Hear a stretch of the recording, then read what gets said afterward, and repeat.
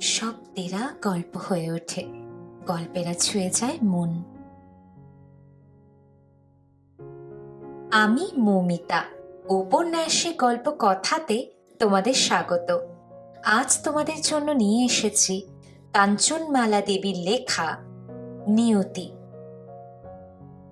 শোনো এক নতুন গল্পের কথা।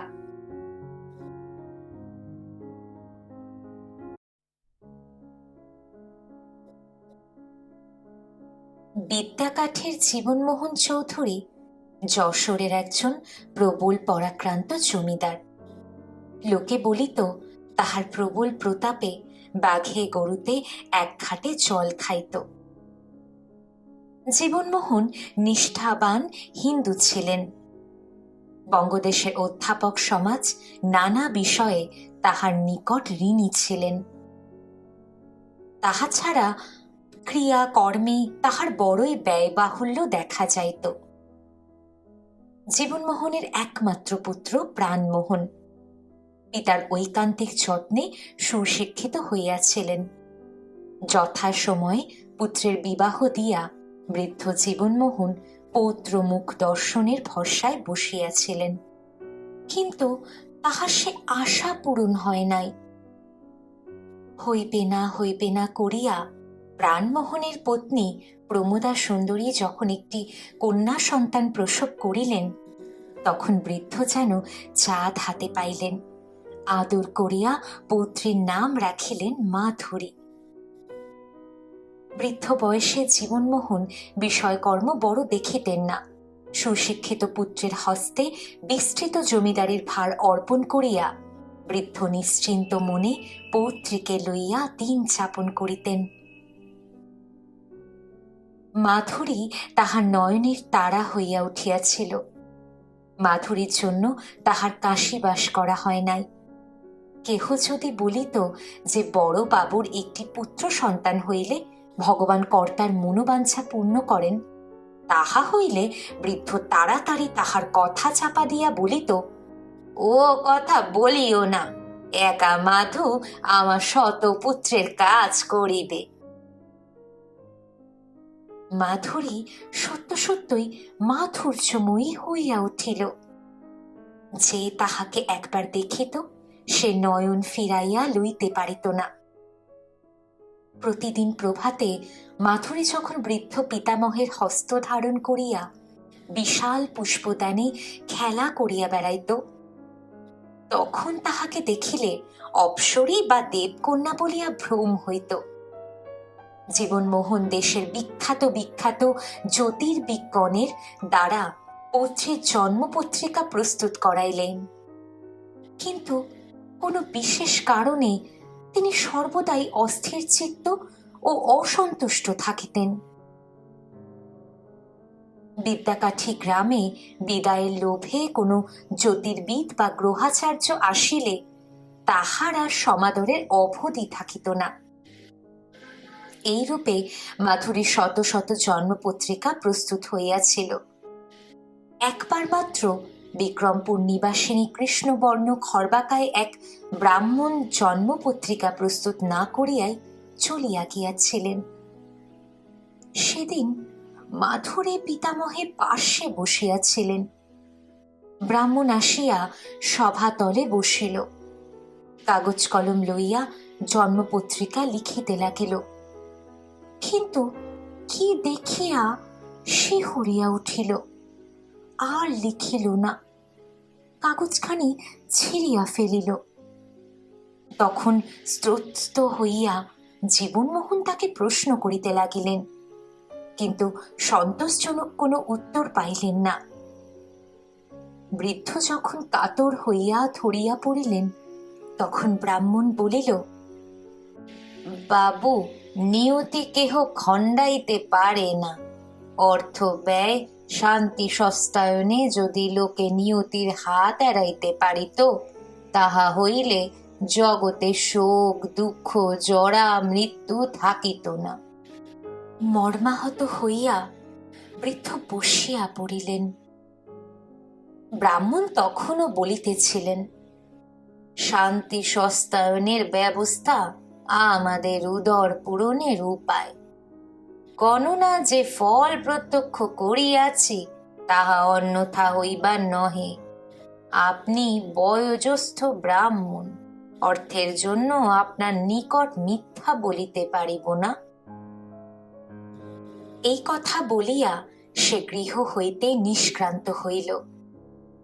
বিদায় পাথেয় প্রভৃতি বিস্মৃত হইয়া তৎক্ষণাৎ গ্রাম পরিত্যাগ করিল। তাহার পর সে কৃষ্ণকায় জ্যোতিষীকে বিদ্যাকাঠি গ্রামে কেহ দেখে নাই। জীবনমোহন তাহার অনেক অনুসন্ধান করিয়াছিলেন, কিন্তু বিশাল বঙ্গদেশের বক্ষদেশে সে কোথায় লুকাইয়াছিল তাহা কেহ সন্ধান করিয়া উঠিতে পারে নাই। মাধুরীর বয়স যত বাড়িতেছিল, জীবনমোহনের বিষণ্ণতা তত বাড়িতেছিল। পুত্রের নিকটে মাধুরীর ভবিষ্যতের কোনো কথা বলিয়া বৃদ্ধের মনে তৃপ্ত হইত না, কারণ পুত্র নব্যতন্ত্রে দীক্ষিত। তিনি কুসংস্কারের সীমা অতিক্রম করিয়াছিলেন। মাধুরীর বিবাহের বয়স হইল। প্রমোদ সুন্দরী ইচ্ছা ছিল যে অষ্টম বর্ষে গৌরীদানের ছলে একটি দরিদ্রের পুত্র ক্রয় করিয়া লালন পালন করেন, কিন্তু জীবনমোহন তাহাতে অমত করিলেন। প্রমোদা সুন্দরী গৌরীদানে শ্বশুরের অমত দেখিয়া আশ্চর্যান্বিত হইলেন, কারণ তিনি জানিতেন যে জীবনমোহন নিষ্ঠাবান হিন্দু। দেখিতে দেখিতে মাধুরী দ্বাদশ বর্ষে পদার্পণ করিল। তখন দীর্ঘ নিঃশ্বাস ত্যাগ করিয়া জীবনমোহন পৌত্রীর বিবাহের জন্য যত্নবান হইলেন। প্রাণমোহন কোনোদিনই মাধুরীর বিবাহের কথা কর্ণপাত করেন নাই। তাহার বিশ্বাস, ত্রয়োদশ বর্ষ উত্তীর্ণ না হইলে কুমারীর বিবাহ হওয়া উচিত নহে। বঙ্গদেশের ব্রাহ্মণ সমাজে কর্তৃত্ব করিয়া কুলাচার্য গ্রহচার্যগণের উদর পূরণ করিয়া অবশেষে জীবনমোহন মাধুরীর বিবাহের সম্বন্ধ স্থির করিলেন। পাত্র কলিকাতা নিবাসী, ধনীর সন্তান, কলিকাতার একটি বিখ্যাত কলেজের ছাত্র, প্রিয়দর্শন এবং মিষ্টভাষী। বিবাহের সম্বন্ধ স্থির হইলে বৃদ্ধের মুখে হাসি দেখা দিল। যথাসময়ে মহা সমারোহে জীবনমোহন সৎপাত্রে পৌত্রীকে সমর্পণ করিয়া কৃতার্থ হইলেন। মাধুরীর 2টি অলঙ্কার বাড়িল, সীমান্তে সিঁদুর ও মস্তকে অবগুণ্ঠন। তখন কলিকাতা মহানগরীতে মহামারী দেখা দিয়েছে। প্রতি বৎসর শীতের শেষে গৃহে গৃহে ক্রন্দনের রোল উঠে, গঙ্গা তীরে শবদাহের স্থানাভাব হয়। একদিন অকস্মাৎ বজ্রাঘাতের ন্যায় টেলিগ্রাম পাইয়া পিতা পুত্র কলিকাতায় চলিয়া আসিলেন, কিন্তু তাহারা আসিবার পূর্বেই সব শেষ হইয়া গিয়াছে। সমন একটি সুকুমার জীবনের সহিত মাধুরীর জীবনের সকল সুখ হরণ করিয়া লইয়া গিয়াছে। পিতা পুত্রে মস্তকে হাত দিয়া বৈবাহিক প্রাঙ্গণে বসিয়া পড়িলেন। তখন অন্তঃপুর হইতে পুত্র শোকাতুরা মাতা উন্মত্তার ন্যায় তাহাদিগকে গালি দিতেছিল। শুষ্ক মুখে মাধুরীর শ্বশুর গৃহ পরিত্যাগ করিয়া জীবনমোহন ও প্রাণমোহন বাহিরে আসিলেন। বৃদ্ধ পুত্রকে জানাইলেন যে তিনি এখন আর দেশে ফিরিতে পারিবেন না, তীর্থ পর্যটনে বহির্গত হইবেন। ভগ্ন হৃদয়ে বিষণ্ণ বদনে গৃহে ফিরিয়া প্রাণমোহন একমাত্র কন্যার সর্বনাশের কথা প্রকাশ করিলেন। মাধুরী কিছুই বুঝিল না, কারণ সে বিবাহের সময় ব্যতীত অন্য সময়ে স্বামীকে দেখে নাই, স্বামীকে তাহাও বুঝিতে শিখে নাই, স্বামীর অভাবকে তাহা অনুভব করে নাই। প্রমোদ সুন্দরী ভূতলে লুটাইয়া কাঁদিতেছিলেন। তাহা দেখিয়াও কন্যাও কাঁদিতে বসিল। আর তাহার অশ্রুজল দেখিয়া বিদ্যাকাঠি গ্রামের কেহই অশ্রুজল রোধ করিতে পারিল না। জামাতার শোক প্রাণমোহনের বুকে বড় বাজিল। তিনি গম্ভীর প্রকৃতির লোক, তাহার আনন্দ বা শোক লোকে জানিতে পারিত না। তাহাকে সান্ত্বনা করিবারও কেহ ছিল না। চৌধুরী দিগকের গৃহে প্রমোদা সুন্দরী গৃহিণী। প্রাণমোহনের মাতা বহু পূর্বে স্বর্গারোহণ করিয়াছিলেন। যেমন করিয়া সকলের দিন কাটিয়া থাকে, মাধুরীর দিনও তেমন করিয়াই কাটিতে লাগিল। ক্রমে মাধুরী বিবাহের কথা ও স্বামীর কথা ভুলিয়া গেল। মাধুরীর মাতা প্রাণ ধরিয়া তাহার অলঙ্কারগুলি খুলিয়া লইতে পারেন নাই। কিশোরী কন্যাকে হিন্দু বিধবার কঠোর জীবনব্রত অবলম্বন করাইতে পারেন নাই। ইহার জন্য তাহাকে বিলক্ষণ লাঞ্ছনা ভোগ করিতে হইতেছিল। 1 বৎসরের অধিককাল তীর্থ পর্যটন অতিবাহিত করিয়া জীবনমোহন যখন দেশে ফিরিলেন, তখন পূর্বের ন্যায় হাসি মুখে সালঙ্কারা নববধূর মতো মাধুরী তাহাকে অভ্যর্থনা করিতে গেল। তাহার দাদাবাবু যে এতদিন তাহাকে কি করিয়া ভুলিয়াছিলেন তাহা সে ভালো বুঝিতে পারে নাই। যখন তাহাকে দেখিয়া জীবনমোহনের বিষণ্ণ মুখ আরো বিষণ্ণ হইয়া গেল, তখন মাধুরীর মুখও শুকাইয়া গেল। চিরাভ্যস্ত অভ্যর্থনা ভুলিয়া গিয়া মাধুরী ধীরে ধীরে পিছাইয়া আসিল। গৃহে ফিরিয়া জীবনমোহন মাধুরীর বেশ পরিবর্তন ও ব্রহ্মচর্য শিক্ষা লইয়া বড়ই ব্যস্ত হইয়া পড়িলেন। মাধুরীর অঙ্গে সধবার চিহ্ন রাখার জন্য পুত্রবধূকে বড় তিরস্কার করিলেন। মাধুরীর মাতা ভূমিশয্যায় লুটাইয়া কাঁদিতে কাঁদিতে তাহার উত্তর দিয়াছিলেন। পিতামহের উপদেশ অনুসারে মাধুরী অলঙ্কার খুলিয়া ফেলিল, সীমান্তের সিঁদুর মুছিয়া ফেলিল, একবেলা হবিষণ্য ভোজন করিতে আরম্ভ করিল। 7 দিনের মধ্যে ফুলের মতো সুকুমার মাধুরী যেন শুকাইয়া উঠিল। সে প্রথম প্রথম তর্ক করিয়া বৃদ্ধ পিতামহকে বড়ই ব্যতিব্যস্ত করিয়া তুলিয়াছিল। বিধবা হইলে মাছ খাইতে নাই কেন, থান পড়িতে হয় কেন, স্বামীকে ইত্যাদি যে সমস্ত প্রশ্নের কোনো সন্তোষজনক উত্তর এখনো পর্যন্ত পাওয়া যায় নাই, সেইগুলি জিজ্ঞাসা করিয়া বৃদ্ধকে সেই বালিকা নির্বাক করিয়া দিত। কন্যার পরিবর্তন দেখিয়া প্রমোদ সুন্দরী শয্যার আশ্রয় নিলেন। মাধুরীকে দেখিতে হইবে বলিয়া প্রাণমোহন অন্তঃপুরে আসা ত্যাগ করিলেন। মাধুরী একে একে সব শিখিল, সব বুঝিল। তখন সে বাল্যসুলভ চপলতা পরিত্যাগ করিয়া সন্ন্যাসিনী সাজিল। জীবনমোহন মাধুরীর শিক্ষা শেষ করিয়া পুনরায় তীর্থ ভ্রমণে চলিয়া গেলেন। তখন মাধুরী বড় বিপদে পড়িল। একাকী তাহার দিন আর কাটে না। পিতামহের উপদেশ মতো যতক্ষণ সময় পাইত শাস্ত্র গ্রন্থ পড়িত। সংসারের কাজ তাহাকে বিশেষ কিছু করিতে হইত না। প্রমোদা সুন্দরী নিজেও কিছু দেখিতেন না। আত্মীয়াগণ সমস্তই সম্পন্ন করিতেন। মাধুরী অত্যন্ত আগ্রহের সহিত পিতামহের প্রত্যাবর্তনের অপেক্ষা করিল। চৌধুরী দিগকের অন্নে অনেক লোক প্রতিপালিত হইত। প্রাণমোহনের পিতা গ্রামে যে বিদ্যালয় স্থাপন করিয়াছিলেন, তাহার শিক্ষাবর্গ প্রাণমোহনের গৃহেই আশ্রয় পাইয়াছিলেন।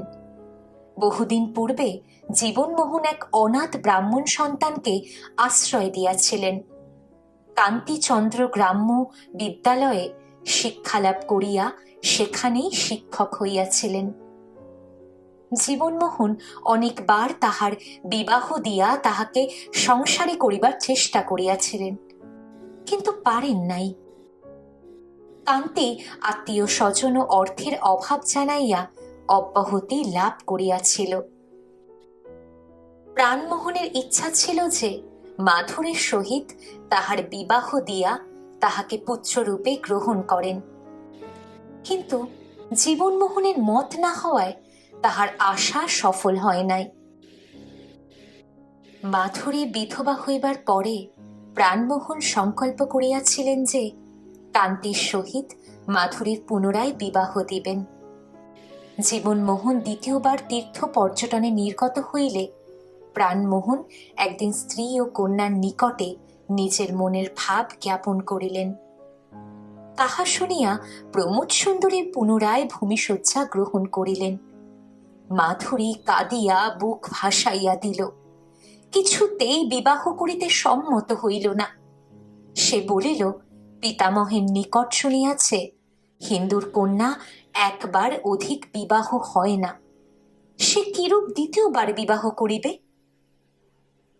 প্রাণমোহন প্রথম দিন আর কিছু বলিলেন না, কিন্তু বারংবার বলিয়াও যখন কন্যার মত করাইতে পারিলেন না, তখন ক্রুদ্ধ হইয়া বলিলেন যে মাধুরীকে বিবাহ করিতেই হইবে। সেদিন হইতে মাধুরী অন্ধকার দেখিল, কথা গোপন রহিল না। ক্রমে গ্রামের লোকে কানা ঘুষা করিতে লাগিল। দেশে রাষ্ট্র হইয়া গেল প্রাণমোহন চৌধুরী বিধবা কন্যার বিবাহ দিবে।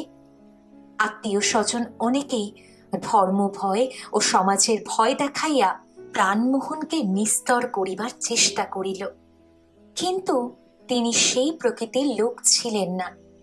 তিনি বড় বেশি কথা কহিতেন না, কিন্তু কেহ তাহাকে সংকল্প হইতে বিচলিত করিতে পারিত না। কান্তি বিবাহের কথা শুনিয়া লজ্জায় মরিয়া গেল।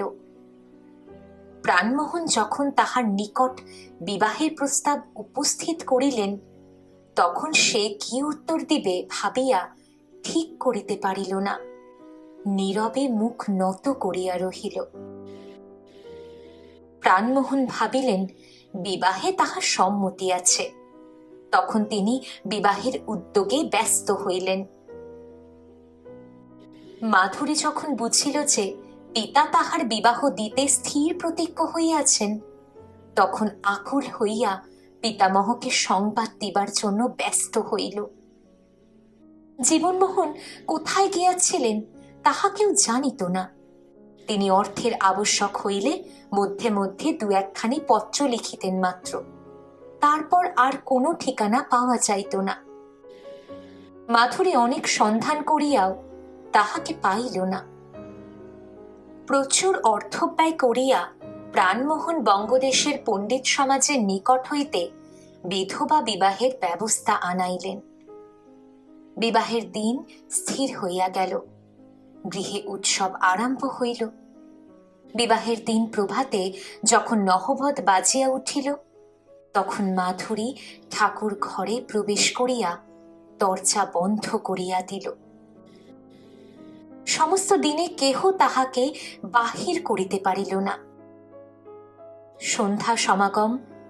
প্রাণমোহন যখন কন্যাদান করিতে প্রস্তুত হইলেন, কান্তি যখন বরবেশে সবাই উপস্থিত হইল, তখন মাধুরীকে আর কেহ খুঁজিয়া পাইল না। ব্যাকুল হইয়া প্রাণমোহন স্বয়ং গ্রামের চতুর্দিকে অনুসন্ধান করিয়া বেড়াইতে লাগিলেন। আকস্মিক বিপদ আশঙ্কা করিয়া প্রমোদা সুন্দরী শোক শয্যা ত্যাগ করিলেন ও কন্যার সন্ধান করিতে ব্যস্ত হইলেন। কান্তি বর বেশ ত্যাগ করিয়া মাধুরীর সন্ধানে নির্গত হইল। ক্রমে বিপদ বুঝিয়া নিমন্ত্রিত ব্যক্তিগণ সরিয়া পড়িল। আলোকমালা নিভিয়া গেল। গ্রামের লোকে বাদ্যধ্বনির পরিবর্তে শোকাতুরা মাতার ক্রন্দন ধ্বনি শুনিতে পাইল। রজনী শেষ হইবার কিঞ্চিত পূর্বে প্রাণমোহন হতাশ হইয়া গৃহে ফিরিলেন। কিন্তু কান্তি আর চৌধুরী দিগকের গৃহে ফিরিল না। শেষ রাত্রিরে জেলিয়ারা খালে মাছ ধরিতে গিয়া একটা গুরুভার পদার্থ টানিয়া তুলিল। জাল উঠাইয়া সভয়ে দেখিল যে উহা একটি রমণীর মৃতদেহ। তাহারা যখন খাটে নৌকা লাগাইল তখন দেখিল কে যেন তাহাদের প্রতীক্ষায় বসিয়া আছে। ক্রমে খাটে লোক জমিয়া গেল। কোথা হইতে কান্তি আসিয়া যখন মৃতাকে মাধুরী বলিয়া ডাকিল, তখন লোকে জানিল প্রাণমোহন চৌধুরীর কন্যা মরিয়াছে। সকলে হায় হায় করিতে লাগিল। তখন সেই খাটে নিরুদ্বেগে বসিয়াছিল একজন কৃষ্ণবর্ণ খর্বাকায় বৃদ্ধ ব্রাহ্মণ। সে যেন মাধুরীর মৃতদেহেরই অপেক্ষা করিতেছিল। ক্রমেই প্রাণমোহন সংবাদ পাইলেন। তাহার মুখে শোকের কোনো চিহ্ন দেখা গেল না, মুখ যেন আরো গম্ভীর হইয়া উঠিল। প্রমোদা সুন্দরীর রন্দনধ্বনি গগন বিদীর্ণ করিতে লাগিল। সেই সময় কোথা হইতে তীর বেগে একখানা পানসি আসিয়া খাটে লাগিল। একজন বৃদ্ধ তাড়াতাড়ি নৌকা হইতে নামিয়া আসিলেন। জনতা দেখিয়া সেই দিকে অগ্রসর হইলেন।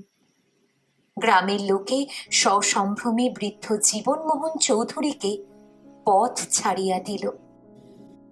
মৃতদেহ দেখিয়া বেদনাক্লিষ্ট কণ্ঠে বৃদ্ধ একবার শুধু ডাকিলেন, মাধু।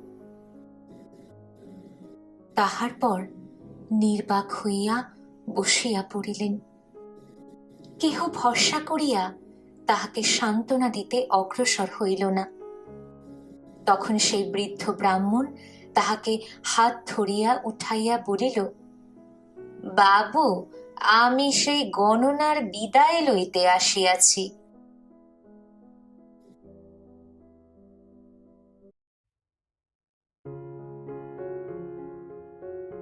শেষ হলো আজকের গল্প নিয়তি।